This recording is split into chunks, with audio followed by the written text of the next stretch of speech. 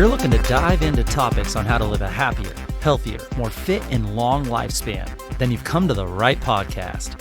Livin the Dream with me, Coach Damian Evans. Together, we will explore the topics on all things health, fitness, and wellness. Together, we will be lifelong learners on this journey to living the ultimate dream. What up, Dream Team? Coach D here, coming at you from beautiful sunny San Diego. And I'm super excited to talk about our topic of the day. I think this episode really embodies what I wanted to do with this podcast. I wanted to start recording topics that could help the people that I coach on a regular basis become healthier, more fit, and capable in their everyday lives. I wanted to learn about topics that I don't know everything about, and I wanted to share the information once I learned it. So while I may not be a doctor or a PhD or a person who's very specialized in one certain field of health, I am a lifelong learner. I spend multiple hours every single day learning, from audiobooks to podcasts to scientific studies and articles from some of the smartest professionals in the world. And I still think that most of us are operating in the dark when it comes to our health and fitness. So for today's podcast, I wanted to discuss something that we've all heard of, something that we get mixed messages about, and something that can have a huge impact on our lives. Today, I want to dive into your metabolism. What is it? What does it do? Ways it can slow down the road of our goals, and ways that we can use it to help get us to where we want to be. While I'm definitely not a metabolism expert, I think you're going to really enjoy some of the information I've researched and learned about from some of the top metabolism experts in the world. And if you're someone who has more info and important details that I may be missing here, please let me know, and I'd love to continue this topic in the future. But before we get into the topic of the day, I wanted to start by thanking the sponsors of this podcast. This podcast is brought to you by Lululemon. Lululemon has some of the best athletic wear for both females and males. I wear Lululemon every single day. The quality of material and durability and breathability are perfect for my active life. Another one of our sponsors is Dirt Food. Dirt Food is healing and delicious superfoods made by hand and made with love. Dirt Food was created by a local San Diego friend of mine who was going through her battle with cancer and looking for cancer-fighting superfoods to help her defeat the 2 types of cancer that she had. She created a delicious and also healthy superfood granola along with spices that she makes by hand in small batches in her kitchen. Visit eatdirtfood.com and use the discount code DirtyDamian for 10% off your entire purchase. I eat it almost every single day as a snack, and it gets auto-shipped to my door on a monthly subscription. So eatdirtfood.com, and the discount code is DirtyDamian, DirtyDamien, all one word, no space. Discount code for 10% off your entire order. And now on to the topic of the day. All right, friends, so in this podcast, we're going to discuss terms like metabolic flexibility, metabolic resistance, or metabolic damage, metabolic compensation. Now, these words may be overhyped in the media as well as frowned upon in the scientific world, and it's because they're not technically scientific diagnosis, but actually more of just a way to describe dysfunction in the body. Remember that increased dysfunction over time leads to increased disease. Increased dysfunction over time leads to disease. So while these terms may sometimes be scoffed at by scientists that are mad that these words are overused and sometimes polarized by our society, it is important to try to understand what is happening on a biological level and be able to describe to the average person what's going on. So if you're someone that hates these buzzwords, I get it. I'm sorry. They're hot topic terms, but please stick with me and understand that the goal is to try and accurately explain, what is believed to be happening and how we can use that information to help us be healthier and prevent diseases. So what is the metabolism?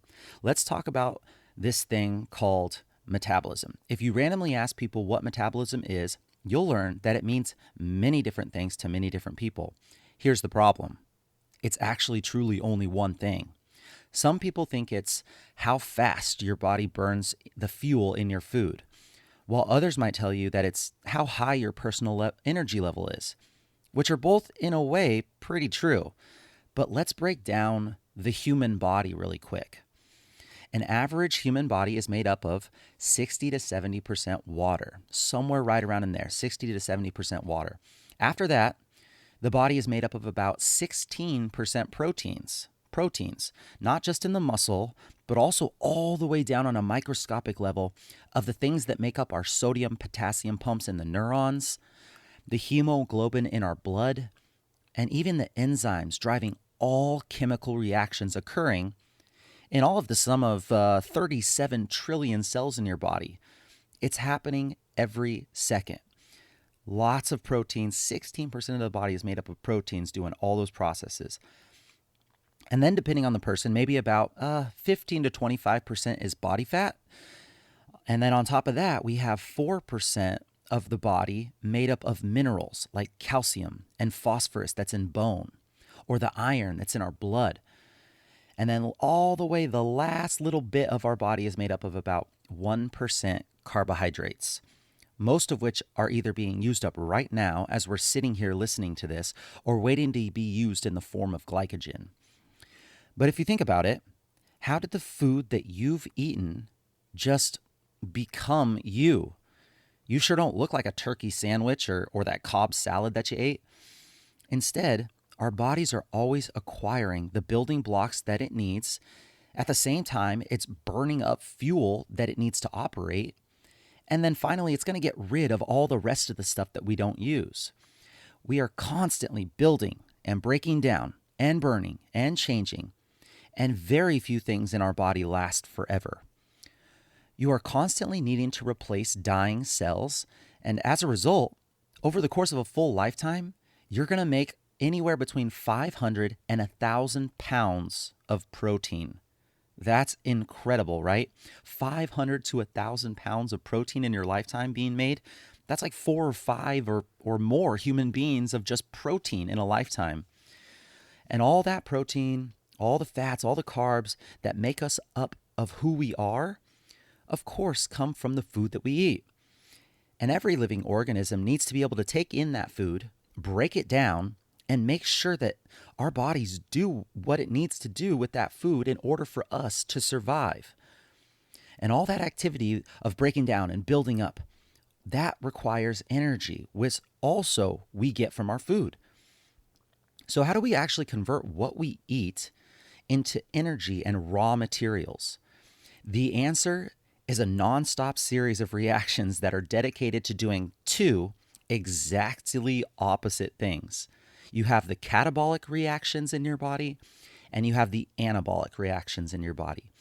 Catabolic reactions destroy the reactants that you give them, turning these large substances into really small pieces.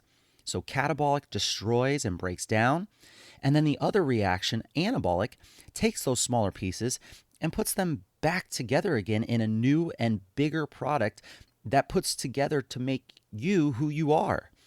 And together with these catabolic and anabolic reactions, these processes are what make up your metabolism. So the information I'm about to go over comes from my favorite metabolism expert, Dr. Jade Teta. Jade, Jade, and Teta is Teta.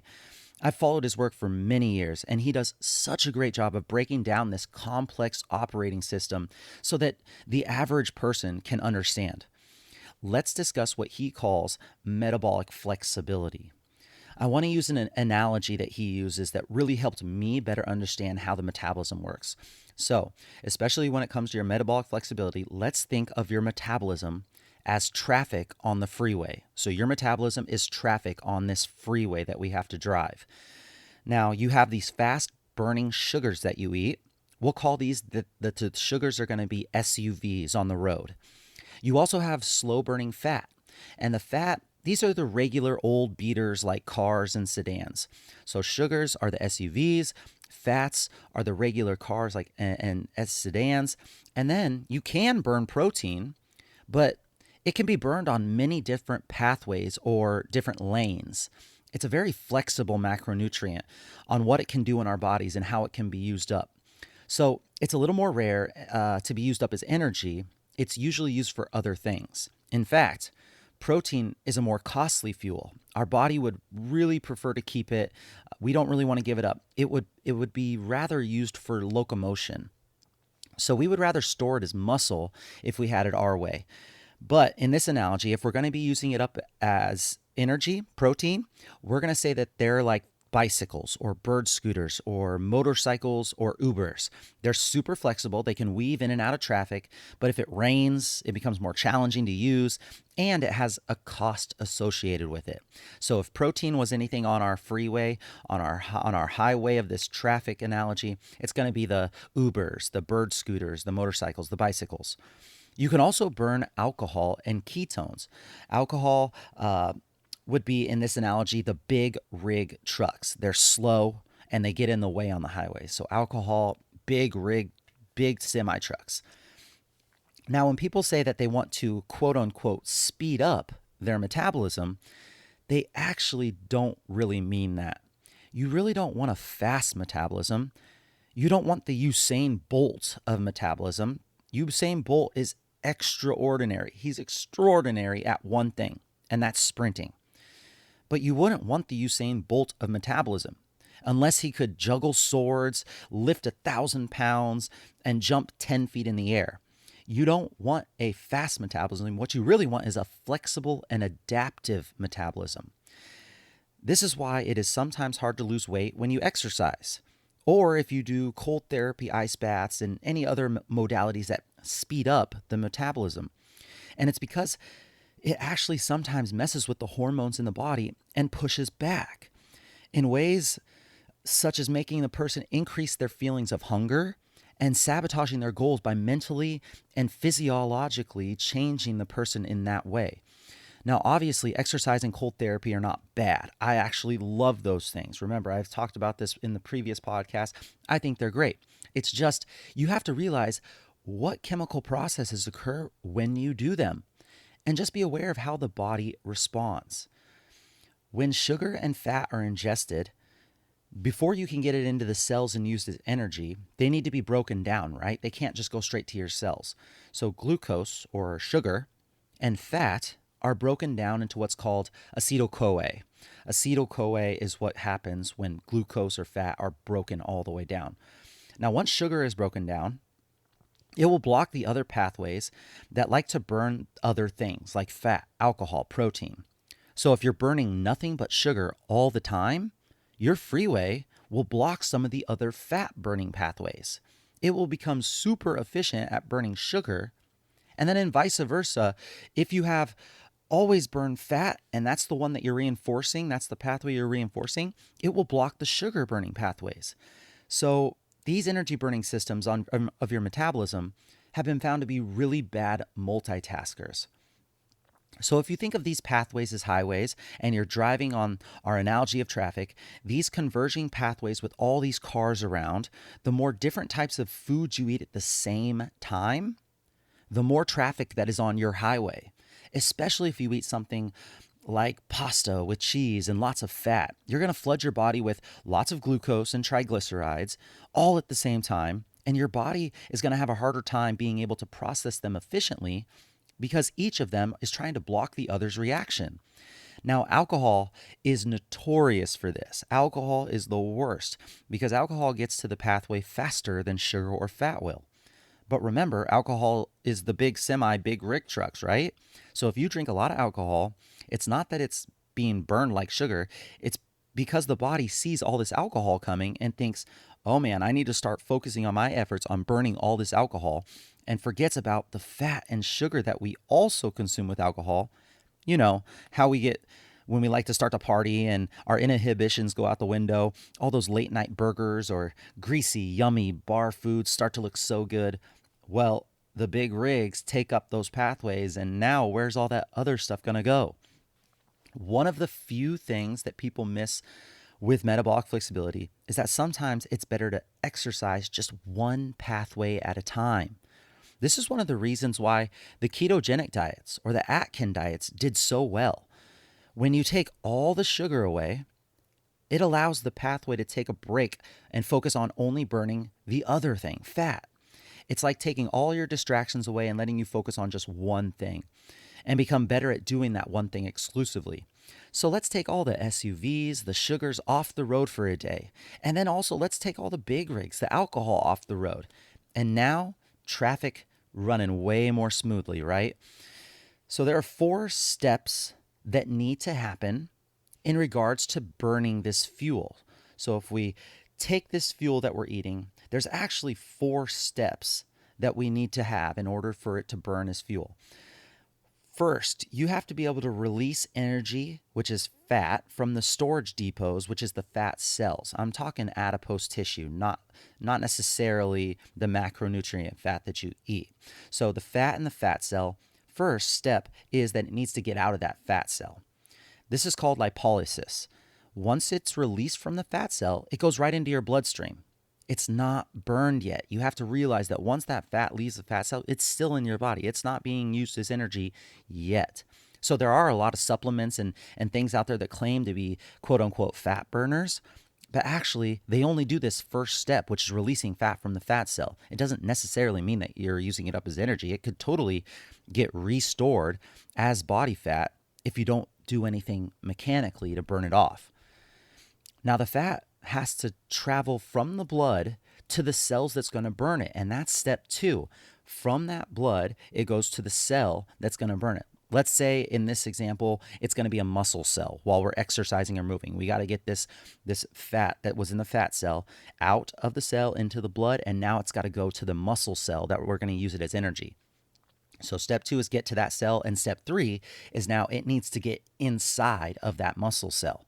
So the fat goes from outside the muscle cell to inside the muscle cell, which requires things like insulin to make it happen. So once insulin unlocks the cell and transports the fat into the cell, then finally the 4th and final step would be the fat being used as energy by the mitochondria, or also referred to as fat burning, lipid oxidation. It's just a fancy name for finally the cell is using that fat as energy. Lipid oxidation, or fat being used as energy. So when we say fat burning, you actually have to do all 4 steps in order for this to happen. So again, there are some things out there that are said to believe to do all 4 steps, quote unquote, burn fat or lipid oxidation, but in fact, maybe they only do 1 step, lipolysis, release the fat from the fat cell and into the blood. And it never actually gets used up. It just goes right back into the storage depot that is the fat cell. You just have to be really careful with crazy claims that may only be part of the truth. So we have to also look at how the metabolism does the entire process of burning the fat as energy, and understanding that the adipose tissue energy needs to go through the bloodstream into the cell and burned up by the mitochondria. Oftentimes, people who are metabolically inflexible, and they're going to be at metabolic gridlock, or in our case, for the analogy of traffic, it's a traffic jam. If you're metabolically inflexible, you're at metabolic gridlock, you're at a traffic jam. And all this sugar and fat hanging out in the blood, oftentimes that fuel doesn't get burned and it just hangs out there, or it gets restored. So what metabolic flexibility really is it's teaching our body to burn all these different types of fuels or vehicles in the most efficient way possible. No traffic jams. Your body should be able to burn fat and sugars and proteins when needed, or even to make ketones, or even burn the alcohol that we ingest. But what happens is when you overload the body with constant calories, you never give it a chance to catch up. A ton of fat, a ton of glucose, you come to a metabolic gridlock and the traffic jam is there. So let's talk a little bit about insulin and insulin resistance, because that seems to be a key component to burning fat, right? If we had this insulin to get these fats into these fat cells, we'd be all good. It is a key component of having metabolic flexibility. You want a very sensitive insulin receptor on that cell that's going to use up the fat, so that the insulin can bind to those receptors and fuel can get from the bloodstream into the cell. If that doesn't happen at all, the fat and the sugar stay in the bloodstream floating around, which can be dangerous. One of the best ways to increase insulin in your body is to eat a lot of carbs, right? A lot of carbs increase the release of insulin. Protein can also have this effect, but it does depend on the person. Now, when you eat a ton of carbs all the time, the problem is your insulin levels stay high. And this is the problem. And here's an analogy why. In your body, we have what is called hormone resistance. And here's something that we can all relate to when it comes to hormone resistance. Have you ever walked into a room with a really strong smell? Maybe it stinks terrible. Or maybe it's like a good smell, like cologne or perfume, but it's like super strong. That still can be pretty bad. Well, after a while of spending time in this strong smelling room, the smell seems to subside. Why is that? Well, the smell receptors in your nose, they downregulate because that smell is constantly binding to those smell receptors in your body. And it's like, okay, that's enough of that. We don't need quite as much of this smell. We get it. We're going to downregulate how much of those receptor sites that are working so we don't have to have this quite as intense smell that going on. Now, after about an hour, you don't even smell that smell anymore. Even though it hasn't gone away, it's just a form of resistance. So now let's take that analogy and take it back to insulin. Imagine if insulin is always around, always being released in high amounts due to constant intake of carbs. They're constantly knocking on those cell doors, trying to get all this glucose into the cell to use as energy. Now, when we don't need to use the glucose as energy inside the cell, let's say we don't do the physical activity after eating all of these carbs and calories, well, the insulin builds up, and these cell doors that the insulin is knocking on, they're like, go away. We don't need you here. There's nothing that you can do. The body isn't using up all these carbs as energy. It's just sitting around and typing and scrolling and not moving and watching Netflix. Take your glucose somewhere else and go store it or something. We don't need your kind around here. Get out. So these receptors are essentially ignoring insulin and its purpose to help get fat and glucose into the cell. So eating too much of pretty much anything, especially simple carbohydrates without fiber, can cause what is called insulin resistance. That's where the body is ignoring this insulin, saying, nah, we're good. What's that noise at the door? Who cares? We're not opening it. And this is a start to what a lot of people call metabolic inflexibility, or what's commonly known as metabolic syndrome, essentially talking about a slow, inflexible metabolism, which is the opposite of what we want, right? So the takeaway from all of this is that the metabolism is not a great multitasker. So this is why elimination diets usually tend to do really well at helping people repair the metabolism by removing some of the cars off the road and help traffic run more smoothly. Things like the Whole30 diet, for example, which I've never done, but I get so much good feedback from people that I coach, because people can see what their body runs like on the basics. What is my body doing operating on just the basics? And then as they start to add things back in, like fruit or dairy, they can actually finally connect to the way that those foods are making them feel and behave. Really cool way to trial and error and explore what works for you.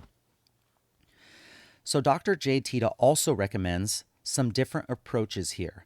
Stick with me. This is kind of a lot, so you might want to take some notes on this one or re-listen to it a couple times. But if you think about all the stuff we just talked about, here are a few approaches that Dr. Jade Teta recommends to help rebuild and repair your metabolism. So he recommends start to decrease sugar by going more towards fiber-based foods and then protein.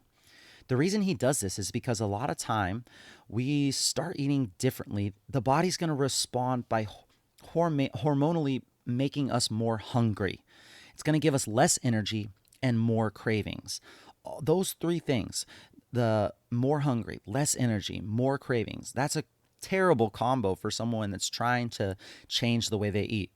So the first step for those that are metabolically inflexible is to eat more fiber and protein, and do this in a way where we can cut out the majority of our processed foods. This should cut down on our sugars just in itself right there. Next, he recommends to eat more frequently. Now, this is not the bodybuilder reason why you see all those bros carrying their Tupperware containers and protein shakes and bars everywhere they go. This isn't the same thing. Don't worry, I was one of those people that thought that if I ate 6 meals a day, 8 meals a day, that it would help me build muscle. I wasn't super successful in that sense, but Is eating more frequently ideal?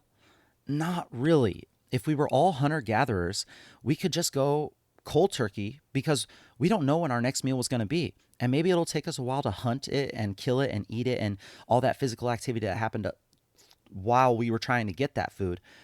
But today, we have Starbucks, we have Cheesecake Factory, we have fast food and easily accessed food. So even though it's not ideal way of eating more frequently, we have to adjust to our current lifestyle and the societal norms and just meet us where we're at. So if we start eating way differently than the way that we've been eating for years, and then we just stop because it's too tough to adhere to, and we go back to eating in excess, then we start to develop this binge eating behavior. And now you've done more harm than good to the metabolism. Fasting and then binging is like the worst combination for someone with a damaged metabolism. So what we are essentially doing by eating small meals with protein and fiber, instead of having everyone on the highway at the same time, we're telling people to go to work at different times and come home from work at different times. We're spacing out the traffic to help try and fight against traffic jams or metabolic gridlock. So those two steps right there are the first part of helping repair the metabolism. And those two steps might take a while. Do not rush into step number 3 before you feel like you have those other 2 dialed in.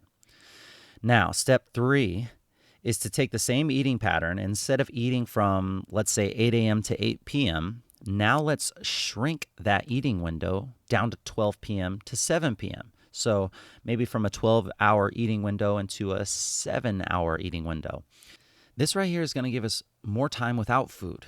And this more time without food is going to give us the ability to repair the metabolism and also give the metabolism a little bit of a break. So step 3, decrease your eating window. Step 4, now that we can handle burning fat and you're more metabolically flexible, let's take all the sugar out of the diet and let's take some of the protein out of the diet. And then you can go with the good, healthy, fat-burning keto style diet. Step number 5 is where you've gotten to a point where now you're metabolically flexible and now you can go cyclical and do a little bit of all the above. You could spend a little bit of time doing all these approaches throughout the year.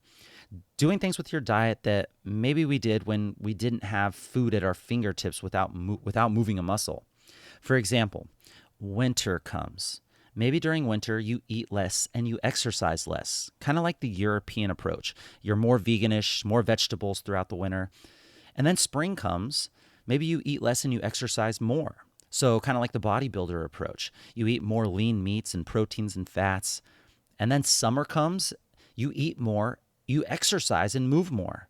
This is kind of like the athlete approach. You have higher carbs, lower fats, good quality protein to fuel for all that extra movement that we're doing. And every once in a while, maybe like every once or 2 weeks, you throw in a treat day where you exercise less and you eat more just to refeed the body and change things up and prevent adaptation. There's nothing wrong with that.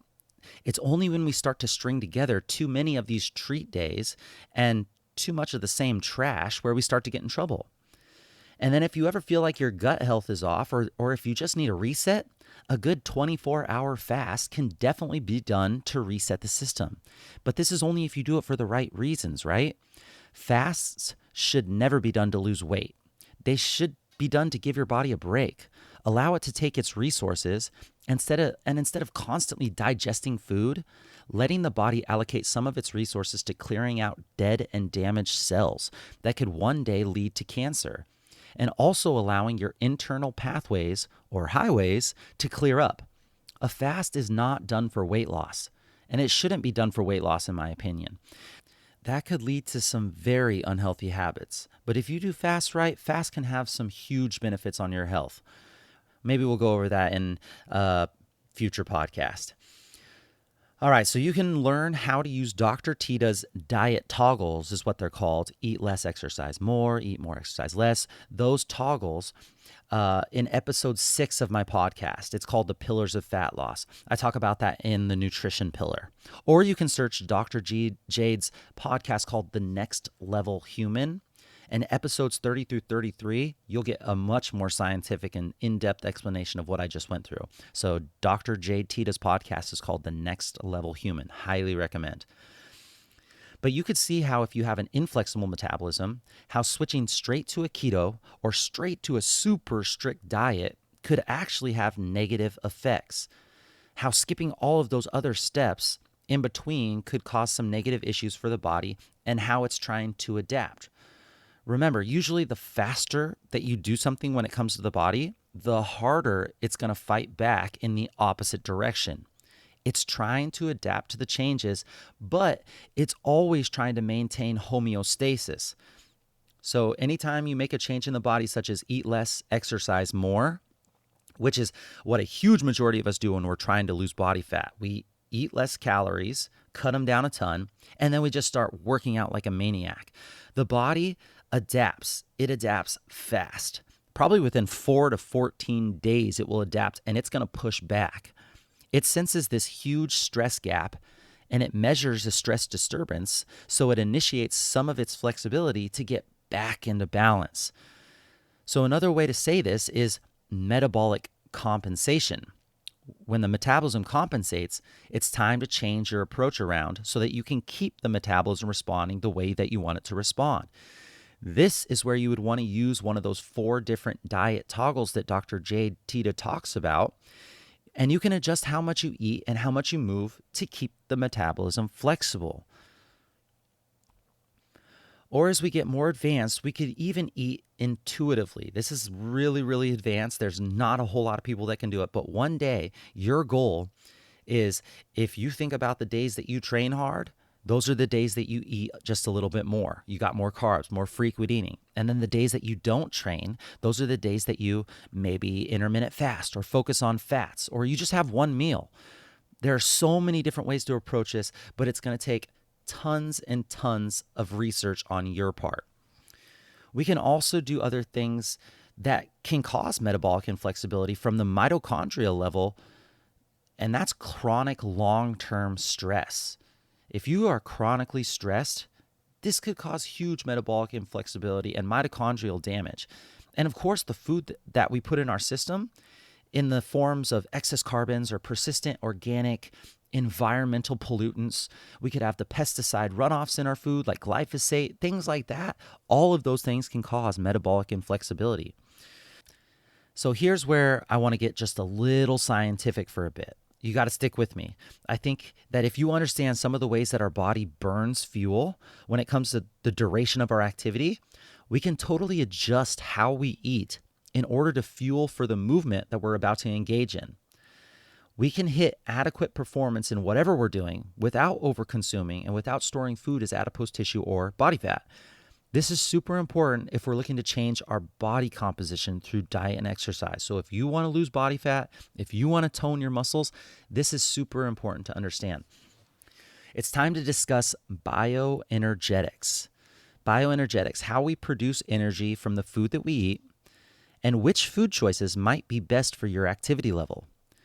Bioenergetics relates directly to your metabolism, from activating certain proteins to help the immune system operate properly.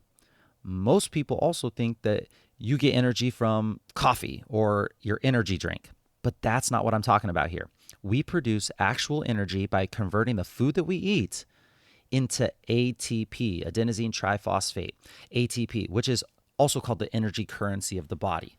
We pay for all the processes and all the biological actions in the body with ATP.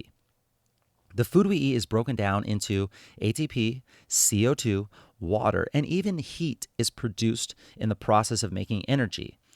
We change the chemical properties of food and other forms of usable energy and heat, or also what we like to call the first law of thermodynamics. Remember, energy is neither created or destroyed, it just changes form. So there are 3 energy systems used in the body. And when going through these tasks throughout your everyday routine, you have to understand that these 3 energy systems you can use to fuel your body appropriately to be the best metabolic burning machine possible based on the activities you're doing. So let's go over the 3 energy systems. It might take a couple of times listening to this to really hit home for most, but that's okay. It took me a couple of times going over it to really stick it. And I remember learning about this back in college, and I never really used it until I started doing all this research. So let's talk about it. First energy system is the creatine phosphate system. Creatine phosphate system. This works the hardest for us during maximal efforts. So sprinting at a max effort or lifting something super heavy for us. This process is done without oxygen, or it's also referred to as anaerobic. So creatine phosphate system is anaerobic without oxygen. Think about when you run up a flight of stairs and you are super out of breath. You're at the top of the stairs and you're just trying to catch your breath. Well, this is a lack of oxygen in your cells, but the ability to still get up the stairs without oxygen means that you are operating anaerobically. So this would be the creatine phosphate system. The system doesn't last long, usually only about 30 seconds or so, but it is the fastest system at regenerating ATP. So it uses it up fast, but it also regenerates very fast. This system is very important for any time that we need to do something quickly, explosively, anytime we need to lift something very heavy. This system can be used during any moment of the day, even if you're currently operating at one of the other 2 systems. But it will need a break, of course, after 30 seconds or so of high intense work. It's going to have to use that break in order to replenish itself and go again. So the first energy system is the creatine phosphate system, and now the second energy system is called the glycolytic system, or it's also called anaerobic glycolysis. It relies on carbohydrates as a fuel source to make energy. It does last longer than the creatine phosphate system, but not by much. It lasts maybe about 2 minutes or so while you're working hard. You produce ATP without the need for oxygen in your cells. So think the 400-meter dash, or think a swim sprint for 4 lengths, something that would last about 1 to 2 minutes of work before needing a break. You're using the glycolytic energy system most likely. And the third energy system is actually aerobic. It's called the oxidative system. So aerobic oxidative system. It relies on carbs, fats, and in some cases, protein to provide ATP. It is a long and slow system. It kicks in about 90 seconds or 2 minutes after activity has started and then can go indefinitely as long as the activity is low to moderate intensity. For example, if you're walking, or you're probably using the oxidative system when you're walking. But as you start to run a little bit faster, you shift into that glycolytic system, and then you sprint for a max effort, you're probably getting access to that creatine phosphate system. Here's another cool thing about the metabolism. When the macronutrient fat is used, this is where you really make up a lot of energy. The macronutrient fat burning requires more oxygen per ATP produced compared to glucose or glycogen, the sugar and the carbs. Meaning when you're resting or working at a slow or moderate intensity, you really emphasize the body to use fat as fuel. Also, fat provides 12 times more ATP than glucose, but it's at a slower rate. Fat is considered an endless source of energy. Fat provides lots of ATP, and we have lots of stored fat on our bodies. Even if you're a super lean person, you have a ton of fat storage for energy on your body. Your oxidative system is at work throughout most of the day. Right now, probably, when you're sitting at your computer working, or you're fidgeting, when you're walking to and from your car, or even just watching TV. So remember, carbs and fats are fueling this system. But when you have as much excess carbs and fats in your diet as we do nowadays, it's like trying to take a couple of buckets of water out of the large, vast ocean. If you're looking for fat loss, you got to increase your daily movement, even all the way down to your fidgeting, your shifting. It's going to be a great way to increase one of my favorite things that I like to be aware of when it comes to movement, which is your NEAT, N-E-A-T, non-exercise activity thermogenesis, which is really just a fancy way of saying the movement that you do throughout the day that doesn't include your exercise. But you would obviously want to be in a calorie deficit if you're going to be looking for body fat loss.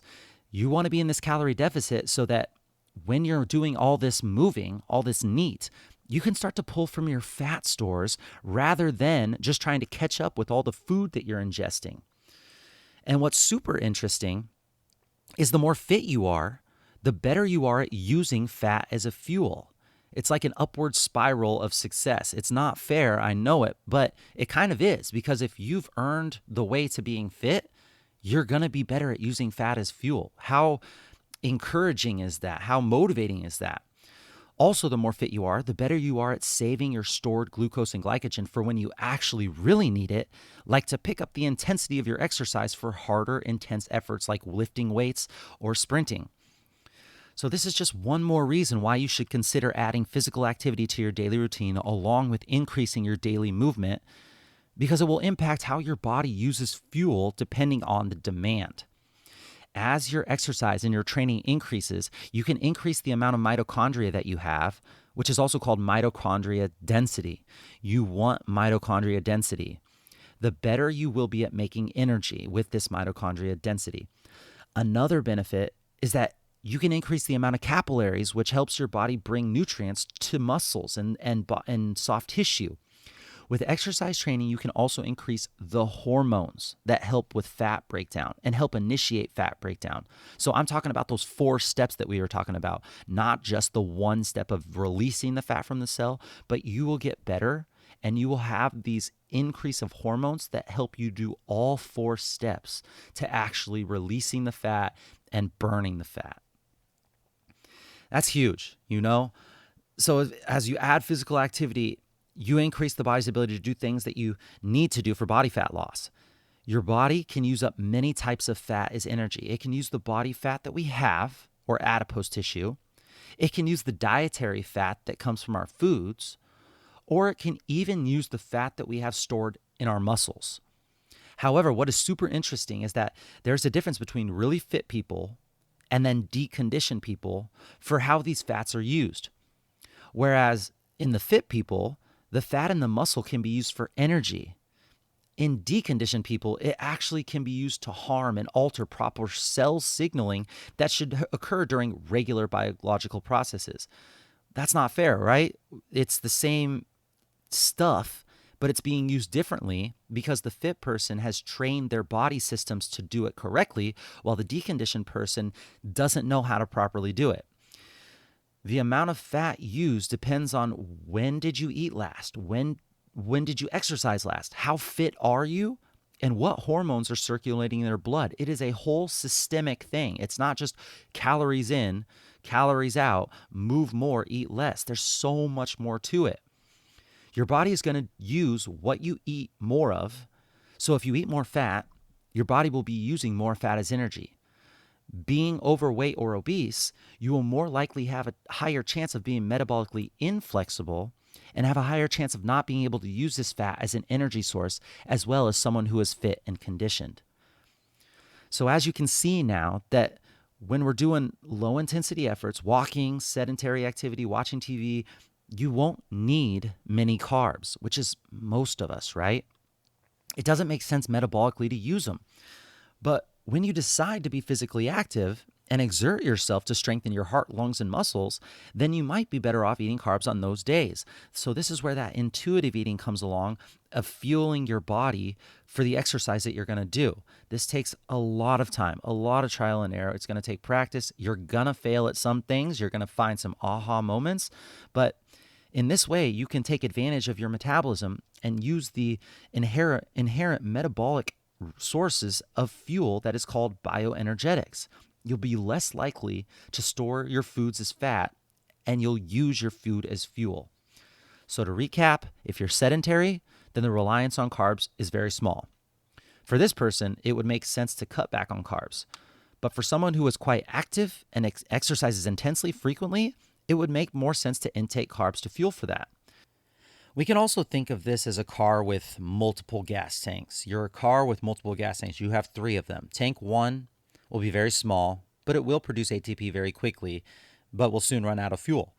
Then you move on to tank 2, where you can go a little bit longer because that tank is bigger. And these first 2 tanks will deplete most of your stored creatine phosphate and stored carbs to get used up as fuel. These don't get used up all the way, but a good bit of it does. And then we move on to tank number 3, which is the largest tank, but the slowest tank. This tank uses fat for the largest part of its fuel supply. So in order to make a dent in the third tank, the fat tank, you must first have to slow down and burn through tanks 1 and 2, or use a lot of fuel. Then you can rely on tank 3 for the long haul. So this is why I tell people that going on multiple walks a day is so beneficial for fat loss, especially following your large meals. Try this. Aim to change your energy intake based on your activity level for the day. It isn't easy, but for the days that you know you'll be doing high intense work, those are the days that you want to eat carbs at the beginning of the day or around your physical activity. For the days that you're sedentary, that's when you fast, or you throw in some walks around any of the small meals that you do eat. Then, at least try this for a couple weeks, after dinner or after every meal you have, really, take a 10-minute walk outside. After the meals that you eat, take a 10-minute walk outside. Let me know if you see any differences in your body composition or the way you feel. Another part of your metabolism is your BMR, basal metabolic rate. We've talked about this in previous podcasts. This is what your body burns at rest. How many calories or how much energy is used up by you just being alive, doing nothing else. With your BMR, there's a ton of individual variance. Yes, genetics does play a role, but it's not actually as much as people usually think. So some people may ask, do I do the workout that burns the most calories? Or do I do the workout that helps me speed up my metabolism, quote unquote, speed up my metabolism? Or as we know now to say, makes your metabolism more flexible. But think about this as a business. If you're running a business, would you rather run the entire business by yourself, be the front desk guy, be the PR guy, be the marketing, the CEO, be the janitor? Or would you rather have the business run itself? Well, when your metabolism increases, you are now burning more calories at rest and increasing your caloric burn in a similar way of doing a bout of cardio that day. But you're just doing your normal daily routine. Without that physical activity, without increasing your metabolism, now you have to do the workouts on your own. You have to do all that steady state cardio. You're running the business by yourself by trying to burn off all these calories on your own, instead of letting someone else run the business, which is your metabolism, by increasing your metabolism. So of course we want to do the workout that makes our metabolism more flexible and quote unquote speeds up the metabolism. You have to give a body a reason to speed up the metabolism, however. Otherwise, the body's just going to adapt to doing the lowest amount of work possible. Remember, your body's kind of smart in that way. I want to call it lazy because it wants to do the easiest thing possible, but it's not lazy. It's just smart. Remember, the easiest path conserves the most energy, which is what we were meant to do when we were hunter-gatherers. We didn't want to be inefficient. We wanted to be efficient with the way we burn calories. And they didn't have easy access to food like we do. Now we do. Today, we have more access to food than we can ever imagine, and we don't even have to move a single muscle to get it. Building muscle mass helps increase your metabolic function. So lifting heavy weights and eating to build. But can you do cardio and muscle building at the same time? Well, yeah, you can, especially for quick fat loss, but at a certain point, you're kind of sending conflicting messages. Your body's going to try to conserve and be efficient with cardio, but then it's also going to be trying to build with the muscle adaptation. It's kind of hard to do both at the same time. Signs that you're doing it right is that you're getting stronger, and the weight on the scale is not dropping fast. If you're getting weaker and if that weight on the scale is dropping fast, you are in trouble. You're going the wrong way. The scale might not even change at all. And this is where it gets really, really tough. This can get tricky because if you're gaining body fat and you're losing muscle, your weight might not stay the same as well. So you have to be true with yourself. Are you cheating your program? Are you doing things the wrong way? You have to just look at it as a whole. But if you are lifting heavy, if you are eating well, and that weight is not changing on the scale, you are probably increasing your metabolism more than you know, building muscle mass, telling those pathways in the system to do the right thing. If you're expecting that the weight on the scale shouldn't drop, but you're not eating and moving properly, then you're probably just maintaining or keeping body fat. So be truthful with yourself. This is where doing body fat measurements with an in-body machine or a dunk tank or a DEXA scan, or even if you measure your body parts, like take a measuring tape around the body parts that you care about, I think that's all very helpful stuff. I highly recommend doing all of these things. And then, yes, you can use a scale for your body weight, but using only the scale is a terrible, terrible strategy in my opinion. And lastly, now let's talk about if we're eating a super, super low calorie diet right now. If we have taken all of our food away just to lose weight, we may need to reverse diet here. So if the goal is body fat loss, your first goal is to understand what your caloric maintenance is. My suggestion is take 7 to 14 days just seeing how much you eat and maintain, just having an awareness of what you do on an average day. Once you find your maintenance, you want to start by increasing calories slightly. Maybe like just 100 higher, not junk food or processed. You want the clean, whole, natural foods. The scale can stay the same, or it can even increase slightly, but it shouldn't decrease at this point. If you decrease in weight, you may need to increase your calories a little bit more. It's very challenging. It screws with the mind when you're going the opposite way of your goal. But right now, if you're eating a super low calorie diet, you're probably doing more damage than good. What you want to do is you want to aim for high protein to help muscle building. So 0.8 to 1 gram of protein per pound of body weight. And then prioritize protein until you hit that protein goal. Then you can start adding in the fats and the carbs and filling in the rest of your diet. Fats and proteins are going to fuel muscle. They are what's going to fuel the strength. They have a higher TEF cost as well. So a TEF is your thermic effect of food. It's a caloric cost associated with using up that food. And it's more filling and better to help with your satiety or to make you more full. Don't restrict too much. You want a good balance with your food and your meals. You also want to encourage a good relationship with your food. You're going to have those glasses of wine at night. You're going to have those nights out with friends. You are not cheating. I am not a big fan of the word cheating. I know I've used it before, but if you consider it a treat, then it's just one time, very rarely. You're living your life with balance, but those nights have to be infrequent treats, while the normal should be eating healthy, whole, natural foods. A good strategy is to have carbs near the beginning of your day and pre and post workout, so around your physical activity. The rest of your day, protein and fat. I believe that NEAT is the best way to help with your metabolism and your body fat loss goals. Remember, NEAT, all that movement that you do that's not exercise. Increase random movement throughout the day. Also, moving after each meal has a great, great benefit.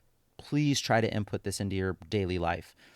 You can do everything perfect, but if you don't have your sleep dialed in, it all goes out the window. You have to prioritize sleep. You have to make a sleep sanctuary.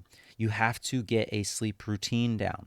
We'll be talking more about sleep on upcoming episodes, but the guy that I like to learn from, you guys already know it, Sean Stevenson and his book, Sleep Smarter. Highly recommend. I also recommend starting with your strength training. 3 days a week, hit full body. Hit each of the major muscle groups in your workouts and do those 3 times a week. So legs, chest, back, shoulders, maybe core thrown in there. Hit the main muscle groups 3 times a week. Hit a full body workout. And then on the days off, you're moving, you're walking, you're working on stress management, mobility, stretching, breathing, hikes, family adventures in the parks or in nature.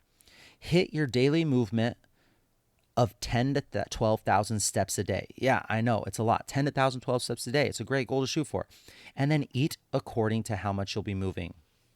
Friends, this is a chance to explore your body, to really be aware of the food that you put inside you that becomes you, to be aware of really how much you're actually moving, not compared to the current societal norms, but actually the number of steps that you take and the amount of movement throughout your day. Once we can connect to this amazing body you have, and once you fuel it properly, it will start to work with you. It's an upward spiral of success, I promise, but you have to go through the process of figuring it out. It will not be easy. It will not be fast. It will take lots of failing and adjusting, and you're going to get these aha moments. And of course, what was I thinking? Why have I been doing it that way moments? But as you start to see success that you earned is going to be that much more epic of a feeling knowing that you earned it. Remember, the greater the obstacle, the more glory in overcoming it. Nothing great ever comes easy. And every day you have your health should be cherished and a blessed day. Let me know if I can help in any way. Let me know if I missed anything that you may think is important when it comes to the metabolism. And let me know if you'd like to learn about a certain part of the metabolism that maybe wasn't covered as in depth as you wish it was. We can definitely make that happen. All right, Dream Team, that's it for today. Please share with me any knowledge, thoughts, or questions you may have on today's topic. I'll make sure to answer and discuss on the next episode. You can ask your questions in the comments section or message me on any of the social media platforms. Also, I would be so thankful if you shared this episode with any of your friends or family that may be able to benefit from today's podcast. I would love it if you could do me a solid and screenshot this podcast and share it on your social media platforms and just write one takeaway, one aha moment that you got from this episode. This will help me know what's really valuable to you, and so I can keep the good information coming. And it also lets your network know if this podcast is worth a listen to them. Thank you so much for listening and learning here with us on the Livin the Dream Podcast. We are so grateful for you being a part of this lifelong learning journey. If you have any topics you'd like to discuss, please let us know in the comments or by messaging me on Instagram at CoachDamian_SD. Be kind to someone today. Smile at someone today, and leave every person you come into contact with better than before. Until next time, friends, keep living the dream.